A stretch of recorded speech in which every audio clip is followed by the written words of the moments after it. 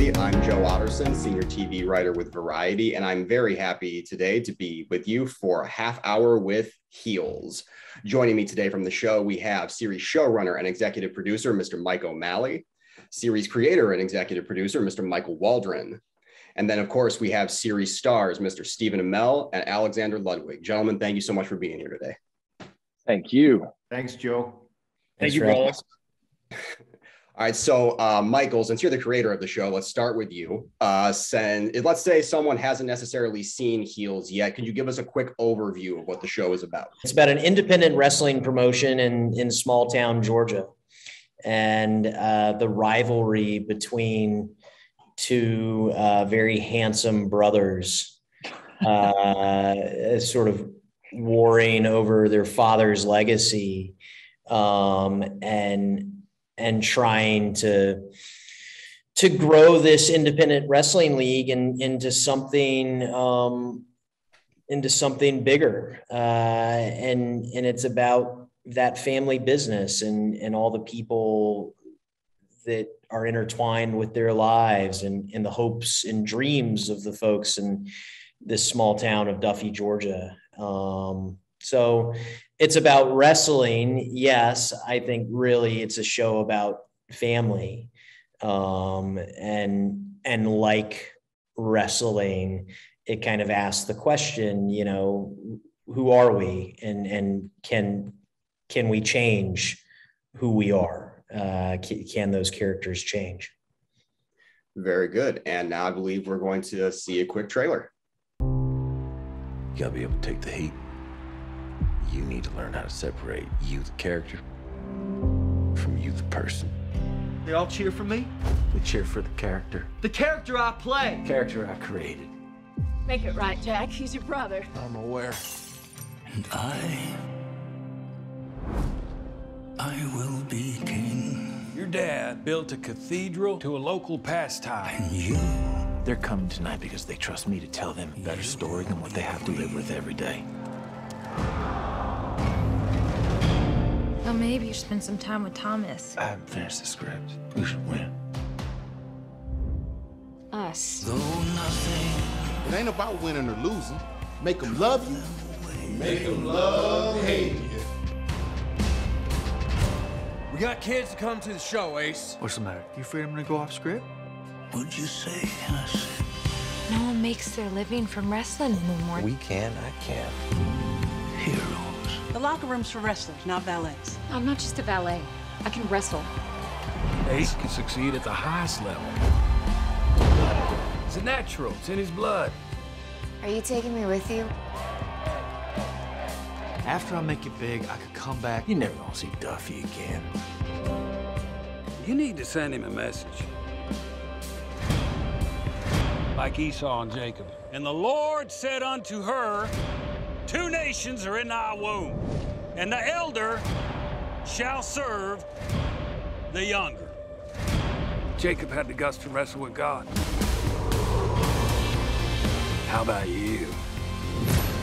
I find that anger is more useful than grief. Heroes. That's my belt you wearing. You want this belt? Come and get it. Though we could be heroes. Dad always used to say, hold it together, Ace. Hold it together. Just for one day. I'm trying. We could be heroes. Both a couple of losers like your old man. Come on. Come on. Let's go. Just for one. Goosebumps, man. I swear to God, goosebumps. Man, I love it. Joe, I tell you, man, I work on the show, man. I get goosebumps every time I see that. I mean, it's just, yeah, what a joy to work on with all 3 of these guys and everyone else in the show. It's just, yeah, I mean, that's our show right there. So the thing that I love the most about this show as a fan of wrestling is that professional wrestling doesn't really get a lot of respect in kind of like the mainstream. It's kind of looked at as almost a sideshow thing. And so for Mike or Michael, I just want to know, why was it important for you to kind of get into the real like nitty gritty of what goes into making this and why it's much more difficult, I think, than people realize? Well, I mean, I can talk from a practical, but Michael, you take that first, because, you know, Michael is somebody who, if I may, you know, fell in love with wrestling as a kid, and he's the one who decided that the setting of this show should be set down in Georgia, where he's from. I can talk about producing the show a little bit, but Michael, please. Weirdly, wrestling and the South, they have something in common in that they're often seen almost as in a caricature sort of way.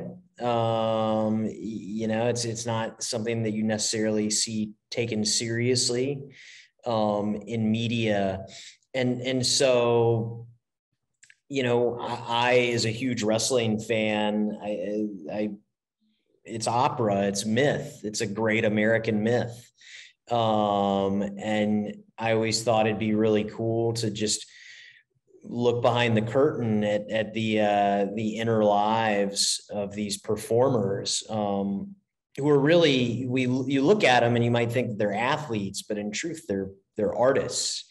They're all very creative people, putting on a production, treating that world seriously. And I guess by the same token, by setting in the South, you know, it's not just kind of the goofy sitcom-y, you know, aw shucks version of the South maybe that you see a lot of, although there is some of that. The folks in this town, their lives are as rich and dramatic and thrilling and sad as anybody else living in a big city. And so it was just doing justice to some worlds maybe that people don't know a lot about. I think that's cool to do on television. Yeah, and just picking up that thread, I think that number one, we wanted to show, just so everybody understands, you grow up in whatever town you grow up in. There's a guy who's the, you know, starting point guard or the cleanup hitter. There's the gal who sings in the High School Musical, and she's just she has a special talent that everybody recognizes. Those people have ambition to want to go do something or to make something of their talent. And that is what this show is about, understanding that and people trying to figure out if they can make a living at it. In terms of making the actual show, we were very lucky because these two gentlemen on with us right now, Xander and Steven, the show is green lit only after we found them, because we needed to have a show where you could reasonably show the wrestling. These guys do a lot of their own wrestling. It's very hard to find leading men who have the range, the emotional range to do the acting, but also to then do the physical performing so that it's believable. It's really, really hard to get. We got lucky with both of them. And I think that their range emotionally, acting wise, they're doing comedy, they're doing emotional scenes, but then they have to do the physical stuff. They have to prepare to a degree that very few actors have to prepare to get their bodies ready. And then they have to go and do that stuff. We wanted to show that, and we hope to show more of that in the second season. I think we've done that.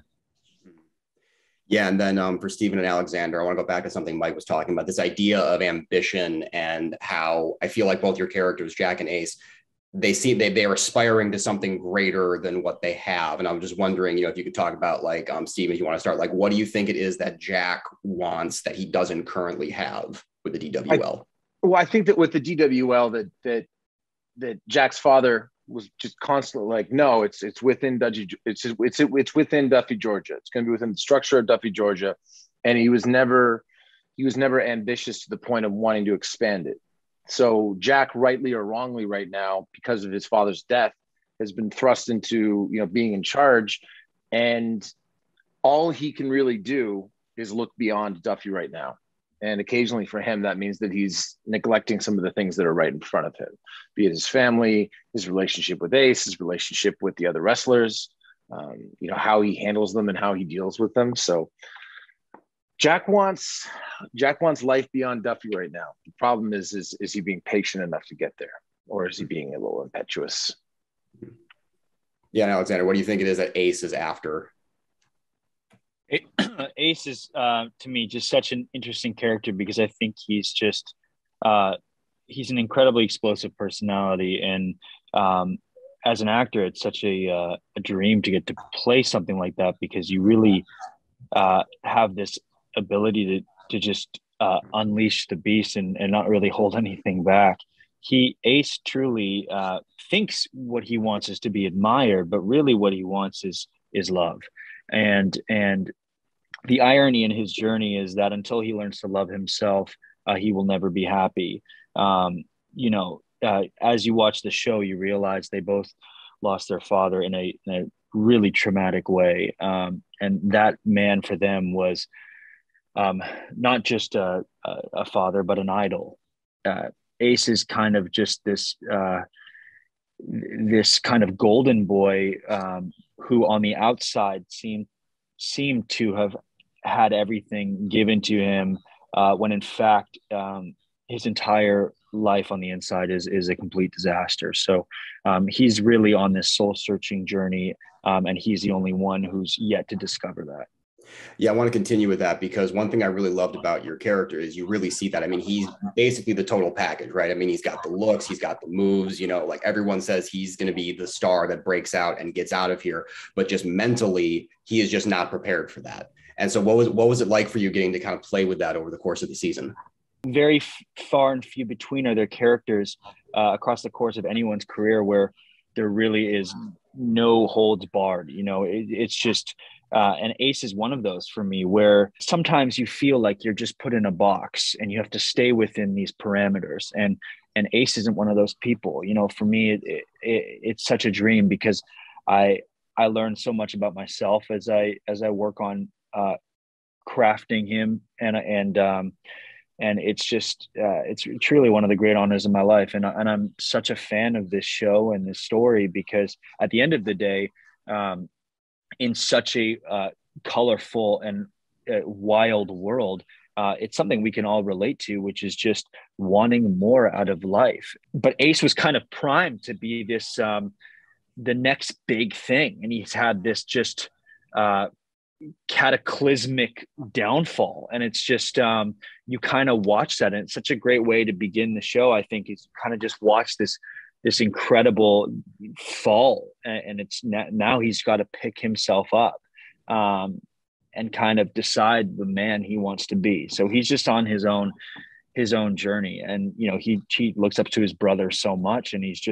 he really just wants to be loved. And Steven, I want to go back to something you were saying about Jack's relationship with his father, because, without giving too much away, spoiler wise, there's a really great scene in a flashback where you see him with his father. They're driving together and they get into a very physical altercation, basically about the future of the DWL. And that to me was just really kind of the key to Jack's whole character.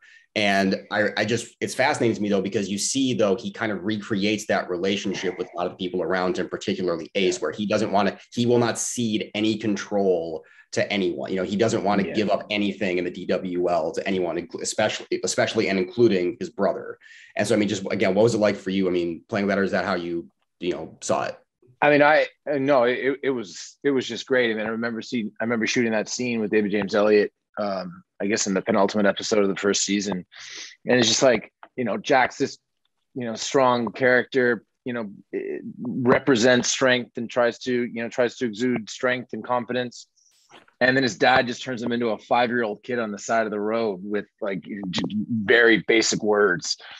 And I mean, that to me, just the look on Jack's face of just utter defeat and shame and fear really gets into the heart of what's happening with his character, and the fact that he's gripping so tight. He's trying to control everything so much that the minute there's a little bit of a problem, he starts to panic. You see the same thing happen with Stacy, when their marriage gets on the rocks a little bit, and then all of a sudden you realize that he does actually need people. So hopefully a few of those realizations will play into what we do in the second season, so that the character can continue to grow and mature and not just turn into a curmudgeon.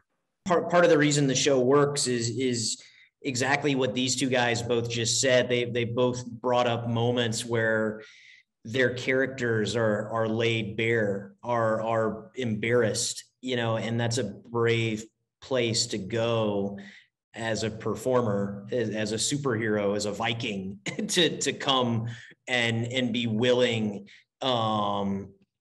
to be humbled, and to go to that dark place on screen. And so again, that's the only way this show was ever going to work, was if we could cast guys who felt like superheroes and really strip them down and make them into 5-year-old children. And that's the special sauce. So we're, thanks guys. Those moments, especially Steven's performance at the side of the road, which was so raw and so real, impacted all of us. But showing a range of emotion from men on television is something we don't often see. Yet I, who grew up in quote unquote a traditional family and grew up in the Northeast, and I am not surprised when my friends, my uncles, my brothers, the guys I went to school with, the guys I played sports with, the guys I went to college with, show their depth, show who they are affected by whatever it might be, the death of their parents, a disappointment, getting cut from a team, getting losing a big game, which Michael put into the character of Ace Spade. And so I think what I love about them as actors is that they are able to show that. It does not seem foreign to me in real life to have moments like that. But I think in the language of television and film, we haven't seen that. We haven't seen these strong, manly dudes just showing, their dreams, their ambition, but also their disappointment when things go wrong. Like, because I know in real life, people aren't trying to hold up this thing. It's not surprising to me when a guy that I know shows some level of sadness about something. That's just me. So I actually think that it gives you insight and permission to feel those things in real life when you see characters like that on television feeling these things. Mm-hmm. And then for Steven and Alexander, I mean, your characters, Jack and Ace Spade as brothers, I mean, they're really at the core of this show, and that constant, that love, but also that hatred and just that tension really drives this show through season 1. And so for whoever wants to start, I mean, what was it like working together? And I mean, did there ever, as we know, wrestling kind of tends to blur the lines between fantasy and reality. So, I mean, did any of that ever spill over, behind the scenes? Putting together something like this, you have to get really, really lucky. And, in my career, I've now been fortunate a couple of different times to really have someone that's interesting and exciting to play with. Alexander and I are both coming off long shows. We both understand the value of hard work. We're really, really fortunate to also be rounded out by a really wonderful group of talented, mature, hardworking actors. There can be some friendly competition. If he's going to go to the gym, I'm going to go to the gym. And if he's going to push the envelope with a stunt, then I'm going to want to push the envelope with a stunt. And to be the two guys at the top that can set that expectation for the rest of the cast, hopefully that's going to lead us to, a very long and fruitful experience with this show. Because so far, so good. Steven, you mentioned a moment ago the supporting cast of the show, and the supporting cast of the show is just unbelievably stacked. And I wish I had time to go through everybody, because just again, I love every character on the show, but I want to just hit a couple people real quick. First and foremost, Chris Bauer as Wild Bill Hancock is just on another level. I mean, I love that guy. He brings so much nuance to that character that it was like Michael was saying earlier, could have very easily just been a caricature, but he really brings a lot of depth to that and just was so much fun. And then of course, Kelly Berglund as Crystal, no spoilers, but her arc over the course of the season is unbelievably fun to watch. And then of course you have the talented Mary McCormick as Willie, who really tries to keep, everything on the rails at the DWL despite everybody else's best efforts. So speaking of that, we're going to throw to a clip real quick that actually features both Chris and Mary. Don't have to pretend that you're training just to kiss my ass. I don't need to train to wrestle you two shit bricks, but I do want to limber up for our trip to Florida to beat Charlie Gully's ass. Not gonna happen. Son of a bitch desecrated your church. You can't let that shit stand. But I shall. Because I need to focus on the biggest main event in the history of the league. Now, y'all know me. Normally I'd hold myself up, write the entire main event, and piss Stacy off. Piss me off. Piss Willie off. Piss me off. Piss everyone off, thank you. It's not what I want to do this time. This time I would like to have a creative discussion about the main event. Then I'll make the final call. Here's an idea to kick off your discussion. I should win. End of discussion. Who could have predicted that you'd have that perspective? Says the guy who kept the belt for himself by deep dicking me 6 ways from Sunday. Can we please scour the earth and find a new metaphor for betrayal? I agree, Willie. I've always considered deep dicking to be a reward of sorts, a gift. Something desired with anticipation, longed for, if I may stretch the metaphor. Ace, you're right. I've held the belt long enough. Yeah, sure. You seriously gonna give it up? Somebody else's turn. Just a matter of who. I love it. But one thing I really love about that clip, though, is you do get a bit of a sense of the kind of work that goes into the storytelling of professional wrestling. And so for Mike or Michael, I mean, how would you say it's similar to the way we tell stories in film and television? And then how is it different? I'm just thinking about that fucking dialogue. So good. How did we get away with putting that on TV? I don't know. I don't know how we get away with putting it on Zoom. I mean, at least with premium cable, we're saying to people, we're going to provide you with content you can't get anywhere else. Well, I mean, again, it's I just keep kissing our actors' asses because it's true. It's just like you can write that crap, but for it to work on screen, there's such a tonal balancing act between these guys, our directors, to make it work, to make it feel naturalistic, to make it feel like the way folks really talk and, you know, in a gym when they're figuring this stuff out, and not like you're watching a sitcom that should have a laugh track on it. That is a testament to just the high level of talent we're working with. I was inspired by Mad Men, by this show. What I loved about that show is, to me, it was in a lot of ways about the creative process. You know, that the action scenes in Mad Men were coming up with cool pitches for you know, lipstick. That's the look behind the curtain that was really for sale. And doing a show like Heels is where do these iconic stories like the NWO, like DX and all that, these iconic characters and gimmicks, those were dreamt up in a room somewhere between artists and collaborators, and having, you know, been in plenty of writers' rooms myself, you know, I know that those are messy, chaotic, big bangs of creativity and frankly, just fun to watch on screen. So I love that shit. I hope we'll get to do more of it because I think it's fun to watch our characters be creative, and that's part of the challenge for Jack as the story moves forward is, you know, is that ceding of control a little bit. You see it in this scene, him realizing that to grow this thing, he's going to have to loosen up his grip just a little bit and let everybody else have more of a say. As a writer, as a creator, I certainly empathize with that. And I think we all do as creative people. So anyways, that stuff is really fun to dive into. Yeah, I think that there's something to people who don't understand wrestling. They don't understand how creative it is, right? And so we obviously wanted to show the behind the scenes of how creative it is, how things get constructed, why people get emotionally involved. It's storytelling. You're watching a long story be told, and we want to show a little bit about how people go through the process of coming up with that.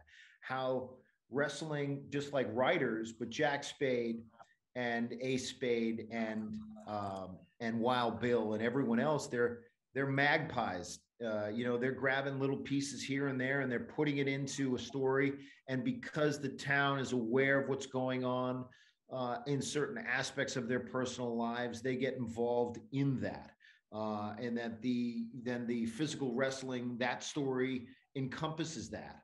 And as the DWL is expanding, what we're looking at too in the next season is how does Jack take that, influence, some of it, by his own design, other things that are sort of put upon him because people want to work with him and they say, hey, I want to have a little bit more of a say. He has to change. How is that good? How is that bad? As other people get power and influence, they're like, oh gosh, I want to hand this back to Jack. I didn't want to worry about that, right? Mm-hmm. All right, gentlemen. Well, unfortunately, we are just about out of time. But before we go, I have to ask each of you, for those who haven't seen the show, off the top of your head, what's something you would tell them that would make them want to tune in? So let's start with, say, Alexander. It's a phenomenal show. It's about real people wanting more out of life, set in an incredible world. And I'm just so grateful to be a part of it. And I'm so grateful that we've had the response we've had so far. All right, and Steven. Got a dynamite original score that mixes up with spandex. That's it. That's my whole answer.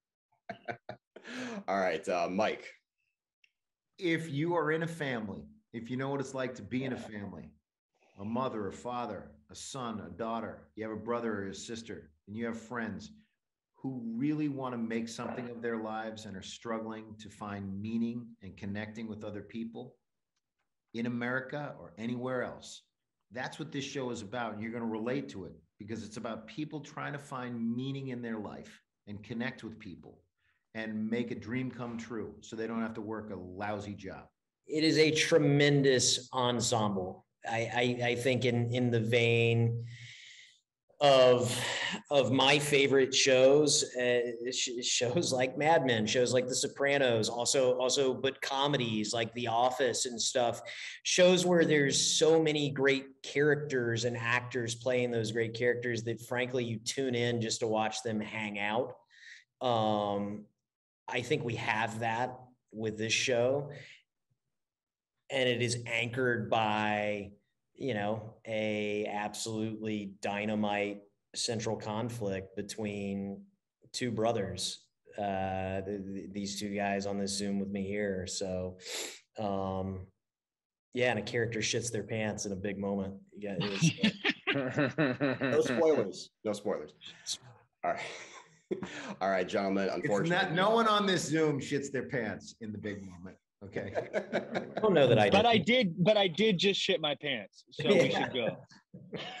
And on that note, gentlemen, it is a distinct pleasure. I want to thank you. I want to thank our friends at Starz. I want to thank Mike, Michael, Steven, and Alexander. And for those of you watching at home, thank you for joining us for Half Hour With.